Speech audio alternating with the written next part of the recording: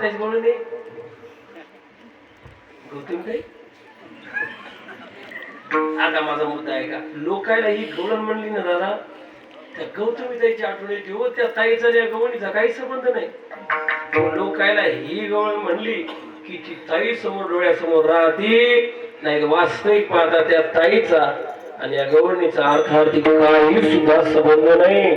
त्या गवळणीचे शब्द बघा काय, त्या गवळणीच्या शब्दाचा जर विचार केला ना दादा, तर त्या गवळणीमध्ये भगवान श्रीकृष्णाचा आणि गोपाळांचा संवाद व्यक्त केलाय. ज्यावेळेस भगवान परमात्मा यमुनेच्या काठावर उभा होता, या दोनचे वाढवा फक्त, बाकीचे कमी घेतला हे समोरचे दोन. ज्यावेळेस भगवान श्रीकृष्ण कन्हैया, कमी केलं म्हणजे कमी करू नका, फक्त हे वाढवा. ज्यावेळेस भगवान श्रीकृष्ण कन्हैया यमुनेच्या काठावर देवडाचरण उभं राहिला, रात्रीची वेळ होती.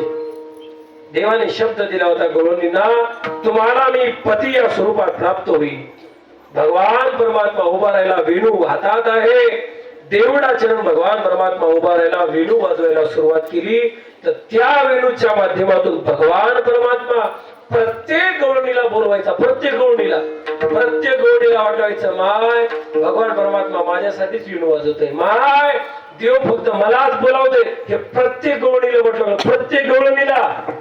प्रत्येक गवळणीचा भास असा झाला, देव फक्त मलाच बोलावतोय. ते चालू कसं,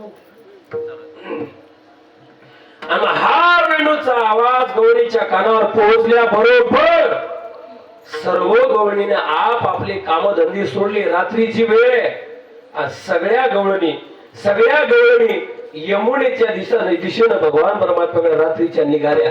ऐका, रात्रीची वेळ, वेणूच्या माध्यमातून देवानच गवळणी बोलावल्या आणि सगळ्या गवळणी देवाच्या समोर गेल्या. रात्रीच्या वेळेस त्या गवळणी कन्हैयानं पाहिल्या आणि पाहून भगवान परमात्मा त्या गवळणीला म्हणायला लागला, कन्हैया गवळणीनो, स्वतःला पतिव्रता म्हणता तुम्ही, स्वतःला पतिव्रता म्हणून घेता तुम्ही. कसल्या तुम्ही पतिव्रता, स्वतःच्या मालकाची सेवा दिली सोडून आणि माझ्यासारख्या परपुरुषाकडे एवढ्या रात्रीच्या आल्या.